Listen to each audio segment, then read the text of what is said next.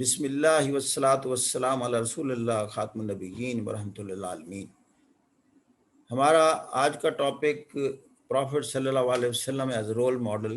تو وہ ایک رول ماڈل ہیں، قرآن ان کو اسوہ حسنہ کہتے ہیں، ایک بہترین model how to live your life. اب لائف کے جو 3 فیسٹس ہوتے ہیں، ایک آپ کا سوشل سیٹ اپ ہے، ایک آپ کا پولیٹیکل ڈومین ہے، اسی طرح ایک آپ کا اکنامک سیٹ اپ ہے جس میں آپ نے زندگی گزارنی ہے۔ یہ 3 ایریاز میں ہیں۔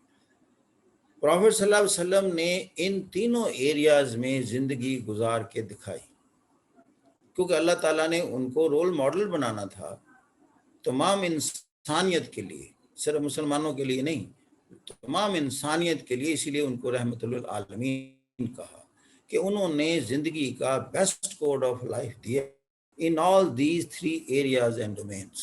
He lived this word، کیونکہ اسلام میں رہبانیت کو منع قرار دیا گیا ہے۔ قرآن کے الفاظ ہیں، رہبانیت منع کر دی گئی ہے، کچھ لوگوں نے خود ہی اپنے لیے ایجاد کر لی۔ تو رہبانیت کا مطلب یہ ہے کہ آپ دنیا سے منقطع ہو کر جنگل میں ڈیرا جما لیں۔ تو دنیا سے اگر منقطع ہونا تھا تو اللہ تعالیٰ یہ دنیا کو قائم کیوں کرتا؟ وہ انسانی نسل کی افزائش کیوں کرتا؟ آپ کے خاندان کیوں بناتا؟ آپ کی شادی کراتا ہے، اس سے اولاد پیدا ہوتی ہے، اولاد کے معاملات ہوتے ہیں۔ پھر قرآن میں آپ کے وراثتیں تقسیم کرنے کے فارمولے بتائے گئے ہیں، زندگی گزارنے کے فارمولے بتائے گئے ہیں۔ رہبانیت اگر مقصود ہوتا تو ان تمام معاملات اور مسائل کے حل پیش ہوتے۔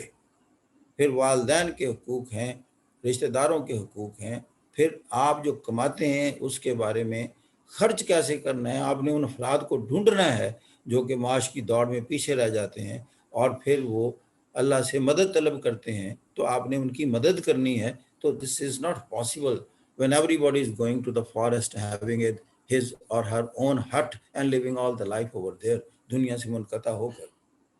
قرآن کو اس طرح کی چیز نہیں ہے کہ آپ ثواب کے لیے پڑھیں، اس کے اندر احکامات ہیں۔ You have to understand those and you have to live your life and mold your life in according with those injunctions. Categorically directions are there. پھر انسان کا ایک اعتراض ہو سکتا تھا کہ اللہ یہ تو انسان کے لیے قابل عملی نہیں ہے، یہ احکامات جو آپ کے ہیں، یہ تو کوئی فرشتہ ہو تو وہی عمل کر سکتا ہے۔ پھر جواز تلاش کرنے کے لیے جو کہ جیسے خالق کائنات لاجک اور ریزننگ اور ریشنلائزیشن پر اور پریگمیٹزم پر بہت بلیو کرتا ہے، تو لہذا اس نے کہا کہ میں آپ ہی میں سے ایک انسان سلیکٹ کروں گا اور اس کی تربیت کروں گا، احکامات دوں گا، وہ آپ کو ویسے زندگی گزار کے دکھا دے گا جیسے میں نے قرآن میں لکھی ہے۔ تو لہٰذا آپ یہ نہ کہہ سکے کہ انسان کے بس میں نہیں ہے یہ حرکت، یہ اعمال کرنا اور اس طرح کے انداز اختیار کرنا، یہ تو کوئی فرشتہ ہی کر سکتا ہے۔ تو this was the concept of the رسالت اور دا پروفٹ ہوڈ۔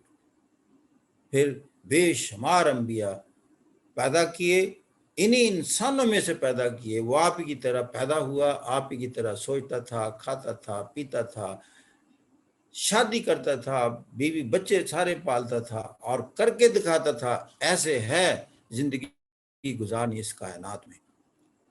وہ صابر بھی ہوتا تھا، اس کو جنگوں میں بھی الجھایا گیا۔ اب چونکہ نبی آخری زمان ہیں، اب وہ رول ماڈل ہیں تمام انسانیت کے لیے قیامت تک، چونکہ اس وقت انسان کی تہذیب اتنی ترقی کر چکی تھی کہ حضور کی تعلیمات جو ہے وہ ہر دور کے لیے کافی تھی۔ اس لیے پھر انبیاء کے آنے کا سلسلہ بند کر دیا گیا اور کہا کہ آپ ہی اس نبی صلی اللہ علیہ وسلم کی تعلیمات کو اب لے کر پھیلائیں۔ اس کو تبلیغ کا نام دیا گیا، ابلاغ۔ اب تبلیغ کے ذریعے آپ کی تعلیمات اور آپ کی تعلیمات اور یہ قرآن مجید جس کی حقانیت کے ساتھ میں نے اس کو محفوظ کر دیا ہے، اس میں کبھی آلٹریشن نہیں ہوگی۔ یہ بہت بڑی بات ہے کہ آج سے 1400-1500 سال پہلے خالق کائنات ایک گارنٹی دے کہ یہ وہ تحریر ہے جس میں کبھی آلٹریشن نہیں ہوگی، یہ محفوظ ہوگی اپنی اصل شکل میں جس طرح یہ ریویل ہوئی ہے۔ یہ معجزے سے کم نہیں ہے، کیونکہ اس وقت نہ پریس تھا، نہ اس طرح محفوظ کر رکھنے کے ذرائع تھے۔ یہ ابتدا میں کچھ ہڈیوں پر لکھی گئی، کچھ چمڑے پر لکھی گئی، لکڑی پر لکھی گئی، مختلف چیزوں پر لکھ کر، یعنی دیکھیں اس انداز میں بکھری ہو، اور اس وقت ایک ایسی کتاب ہو جو انڈونیشیا سے لے کر موروکو تک اور ماسکو سے لے کر پاکستان تک ایک ہی بک ہے, ایک زیر زبر کا فرق نہیں ہے.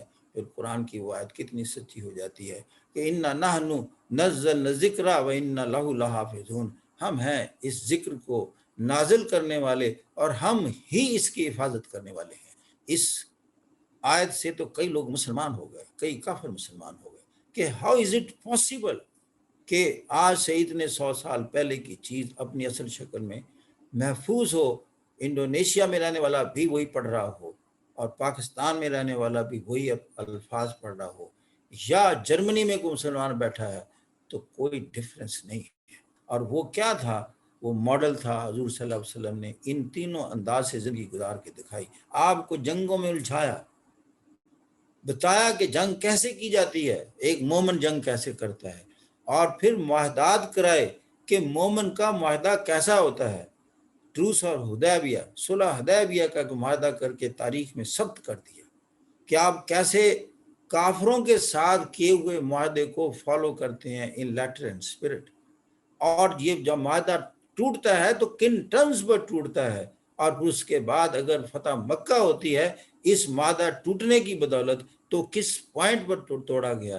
تاریخ اعتراض نہیں کر سکتی, معترض نہیں ہو سکتی حضور صلی اللہ علیہ وسلم کے اس فیصلے پر کہ دیکھیں کیا فیصلہ ہے کہ ہمارے ملک قبیلے کے بندے کے 25 بندے آپ نے مار دیے ہیں, اور معاہدہ کہتا ہے جس قبیلے کا الحاق ہو وہ اس کی ذمہ داری ہے, وہ اسی کی عزت ہے, اسی کے بندے ہیں. تو پھر آپ نے کہا آپ کے ملکہ قبیلے نے میرے ملکہ قبیلے کے 25 بندے مار دیے ہیں, اب آپ 3 شرائط میں پیش کرتا ہوں. آپ دیکھیں معاہدے کے انداز, دیکھو اسلامی معاہدہ کیا ہوتا ہے, اور پروفیٹ صلی اللہ علیہ وسلم کتنا ایلیویٹ ہوتے ہیں اس صلح حدیبیہ کی اس سچویشن میں. فتح مکہ سے پہلے جو اسباب ہیں فتح مکہ کے کیسے بنتے ہیں. ابھی صلح حدیبیہ کو 2.5 سال ہوئے ہیں, تو آپ نے کہا کہ دیکھیں 25 بندے آپ نے مارے ہیں ہمارے, یا تو ان کا خون بہا ادا کریں جو ہماری عرب روایات ہیں. دوسری بات یہ ہے, یا پھر آپ اس قبیلے سے جو آپ کے ساتھ الحاق ہے وہ ختم کر دیں, پھر ہم جانیں اور یہ قبیلہ جانیں. اگر آپ الحاق بھی ختم نہیں کرتے تو پھر کہہ دیں کہ صلح حدیبیہ والا معاہدہ ٹوٹ گیا ہے. عرب اتنے زوم میں تھے کفار مکہ, انہوں نے کہا جی معاہدہ ٹوٹ گیا ہے. That was the start of the فتح مکہ. اب وہ حضور صلی اللہ علیہ وسلم کا انداز دیکھیں کہ جب عمرہ کرنے 2.5 سال پہلے تشریف لے گئے تو آپ کے ساتھ 1400 افراد تھے, لیکن جب آپ نے کہا کہ this is the time to fight with them now, انہوں نے ہمارے 25 بندے ہلاک کر دیے, تو پھر 10,000 بندہ آپ کے ساتھ جاتا ہے. 2.5 سال میں تبلیغ کے انداز دیکھیں اور سچ کا پھیلاؤ دیکھیں. اور پھر جب داخل ہوتے ہیں تو جنگ کے انداز کیا ہے, کن کے ساتھ جنگ ہے, عام آدمی کے ساتھ جنگ نہیں ہے, کوئی کسی نیشنل انٹرسٹ کے حوالے سے نہیں ہو رہی. کن کے ساتھ ہو رہی ہے, وہ لوگ جنہوں نے آپ کو اذیتیں دے کر انتہائی ظلم کا نشانہ بنایا تھا, وہ سارے آپ کے عزیز و اقارب تھے. آپ کو بدلہ لینے کا ایک بہترین موقع تھا. آپ جنگ عظیم دوم کے بعد روسی فوج بھی داخل ہوئے تھے برلن میں, ذرا وہ بھی تاریخ میں پڑھ لینا, تو انہوں نے پھر کیسے ان کے ساتھ سلوک کیا جرمن کے ساتھ. اور یہ بھی دیکھ لیجئے کہ پروفٹ صلی اللہ علیہ وسلم اسلامی فوج کو لے کر اتنے ظالم لوگوں کے پاس جب داخل ہوتے ہیں تو پھر ایمنسٹی کیسے ڈکلیئر کرتے ہیں, اور فرماتے ہیں کہ آج جو شخص مقابل آئے گا صرف اس سے جنگ ہوگی, جو اپنے گھر میں بند ہو جائے گا اس کی جان ویسے محفوظ ہے جیسے ہمارے اپنے بندوں کی جان محفوظ ہے. یہ ہے ریلیجن آف پیس, جسے کہتے ہیں ملیٹنٹ اسلام. فتح مکہ کے انداز دیکھو, اور سو مچ سو کہ ابو سفیان کل مسلمان ہوا ہے, اور ہمارے لیے آج وہ اتنا مقدس اور محترم ہو گیا ہے, جو ابو سفیان کے گھر کی دیوار کے ساتھ ہاتھ لگا کر بھی کھڑا ہو جائے اس کو بھی امان ہے.